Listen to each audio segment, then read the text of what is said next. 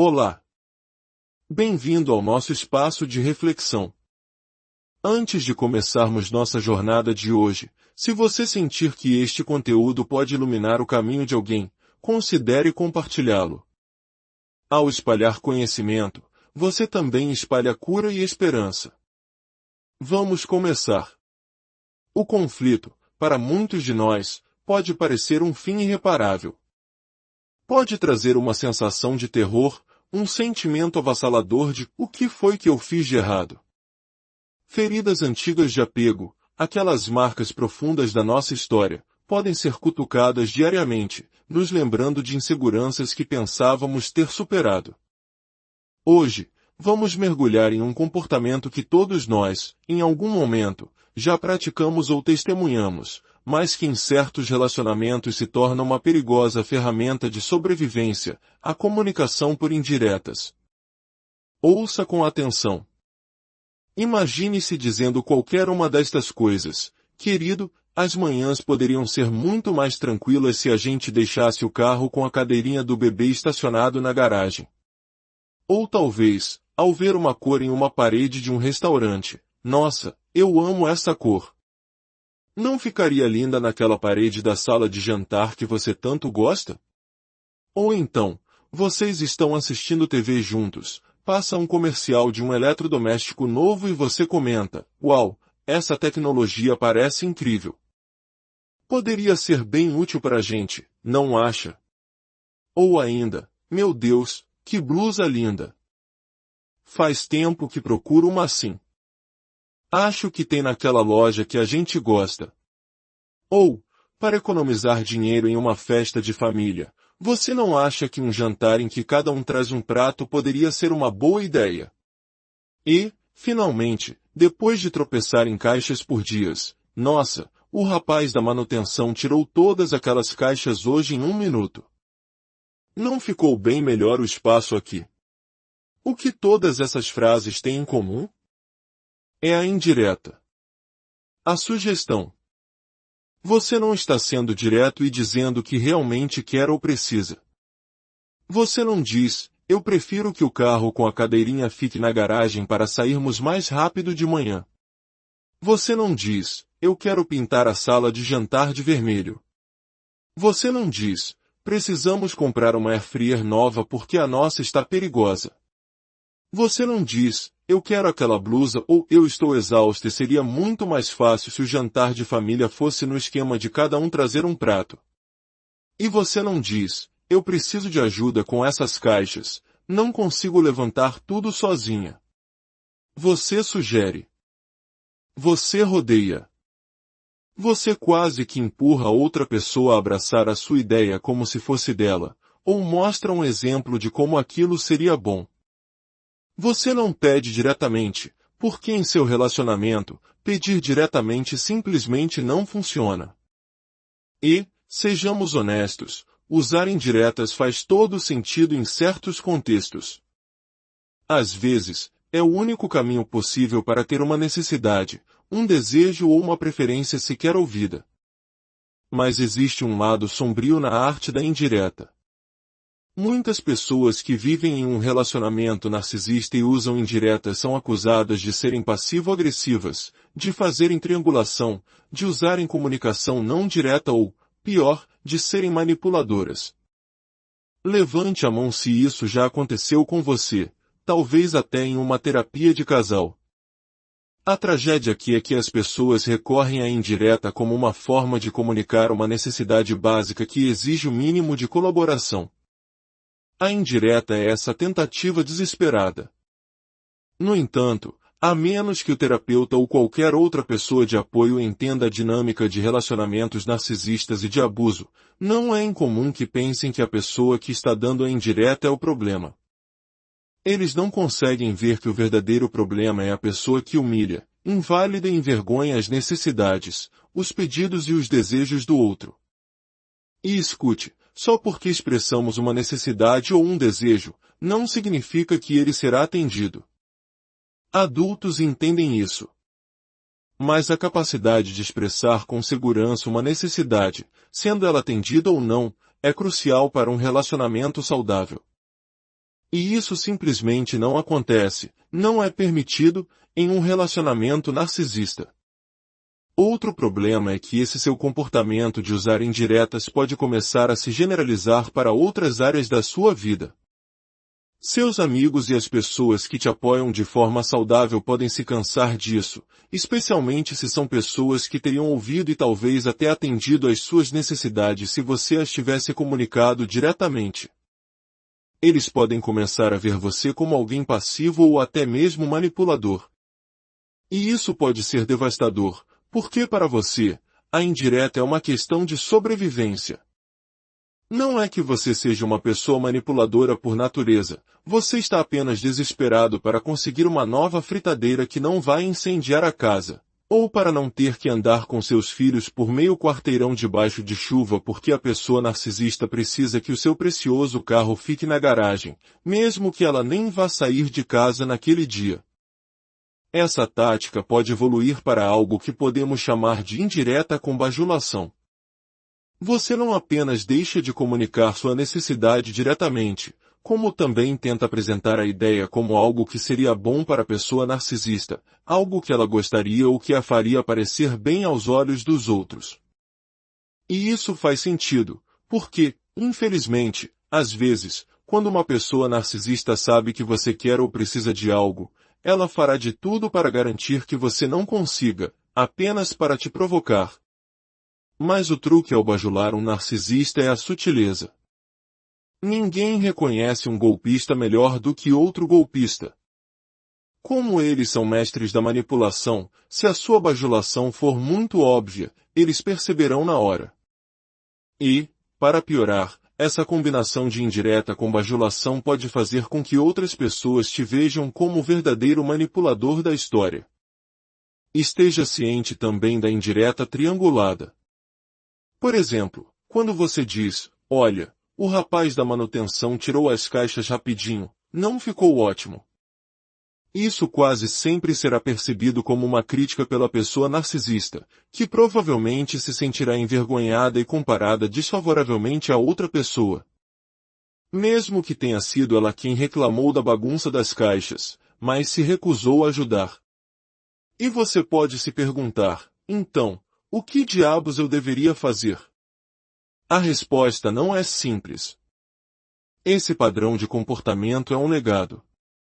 Qualquer pessoa que cresceu com um pai ou uma mãe narcisista aprendeu a usar indiretas na infância.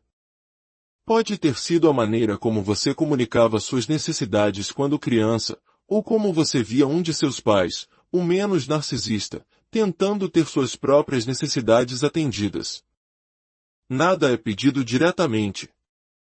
Tudo é um complexo jogo de apontar para a coisa A, sugerir a coisa B, para talvez conseguir a coisa C. É exaustivo, desmoralizante e esgota a alma. Muitos sobreviventes de relacionamentos narcisistas carregam um sentimento de dano moral, pensando, eu estou sendo manipulador para ter minhas necessidades atendidas ou nós somos igualmente ruins.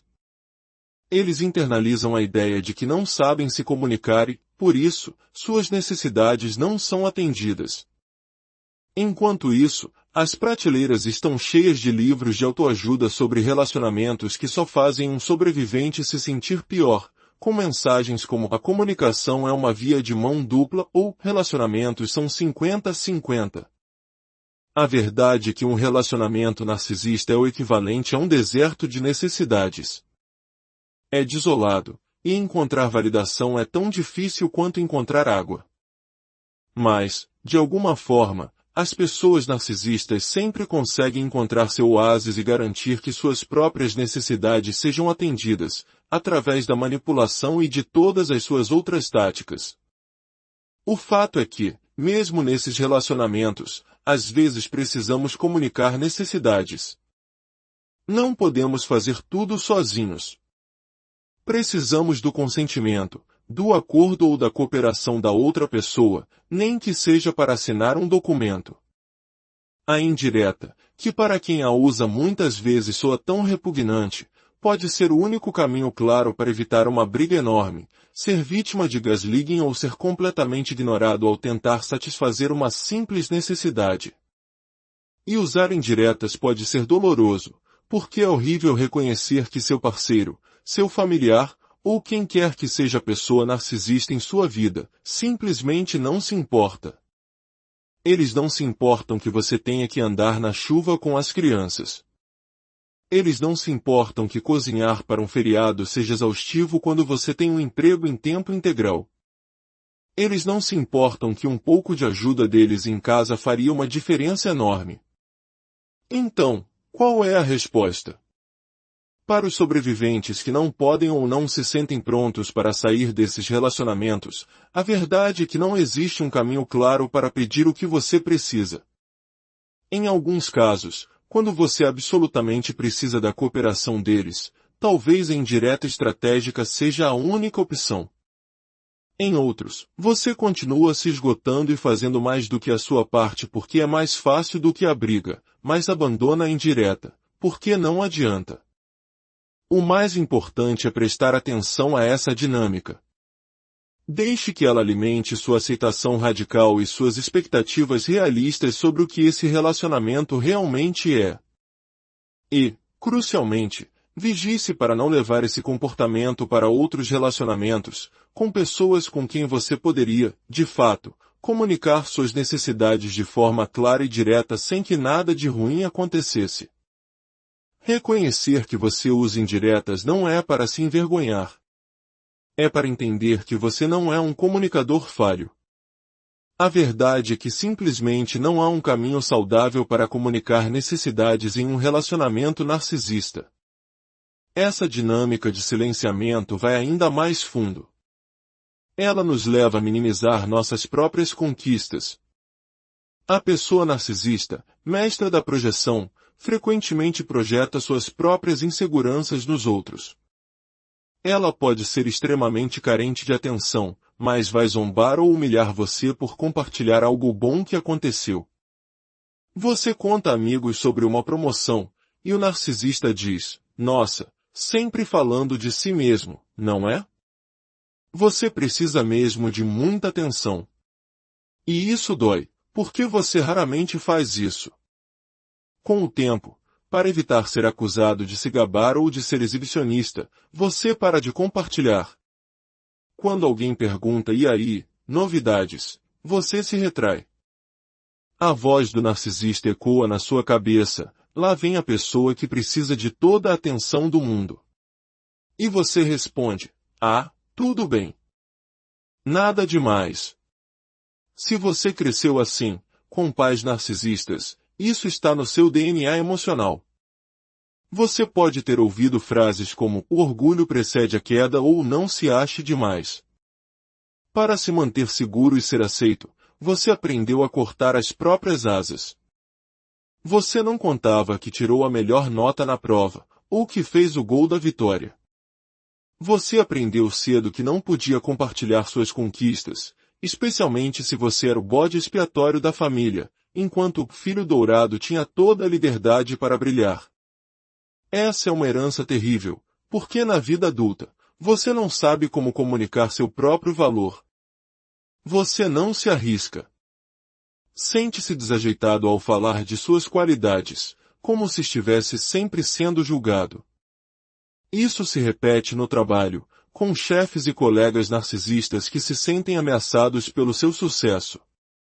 E, no fim, você para de compartilhar o que acontece de bom na sua vida com qualquer pessoa, em qualquer lugar. O silêncio se torna um mecanismo de autoproteção, mas ele te aprisiona. Você não apenas perde a voz para se defender e buscar oportunidades, mas também perde a capacidade de receber um elogio. Quando alguém diz algo bom sobre você, sua reação imediata é negar, imagina, não foi nada. O holofote se torna desconfortável demais.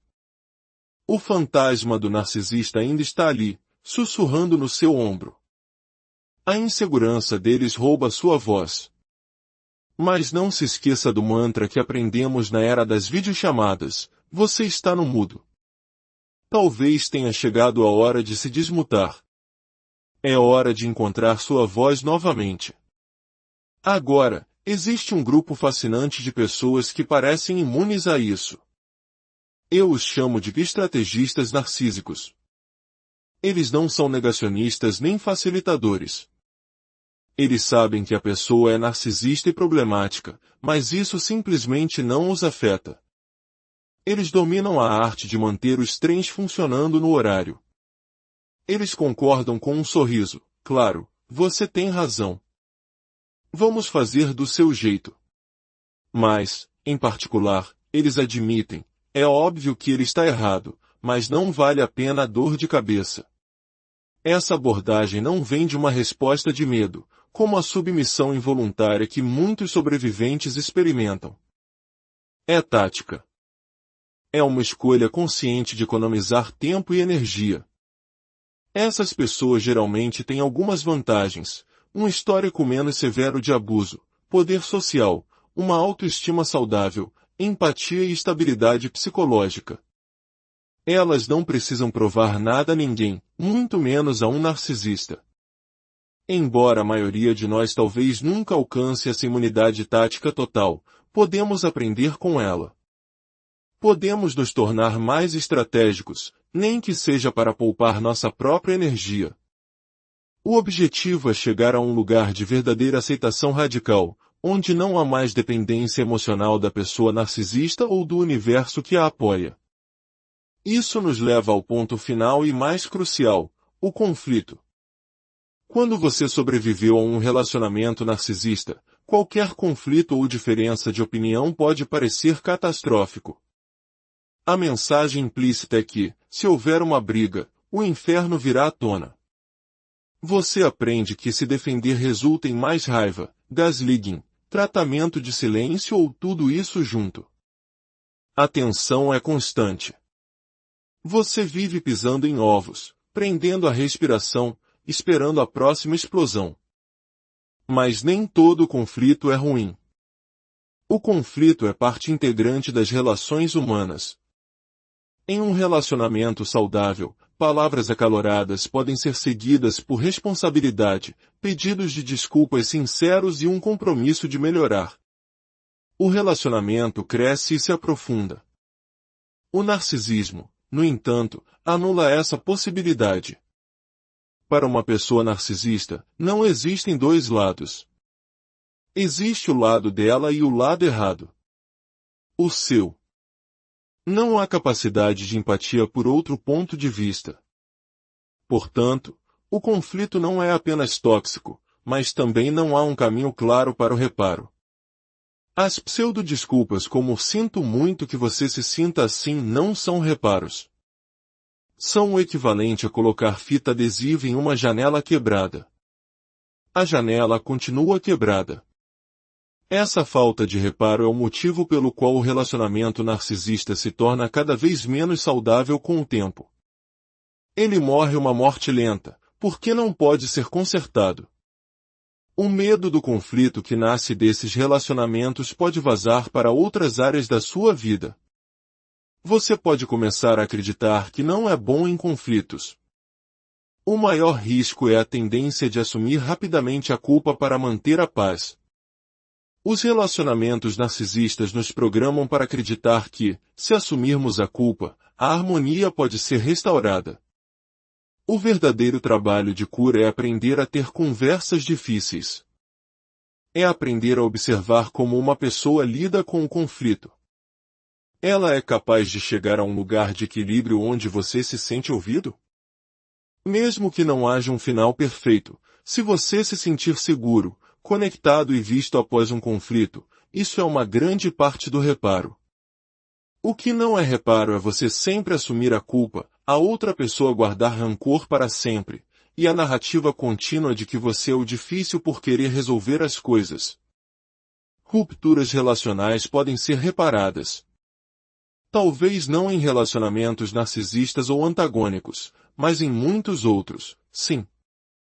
E quando você vê a diferença, você entende. O reparo é possível. E reconhecer isso é o ponto de virada entre relacionamentos tóxicos e relacionamentos saudáveis. Isso lhe dará fé no que pode acontecer quando o conflito é reparado e o relacionamento pode avançar em uma direção de mais confiança.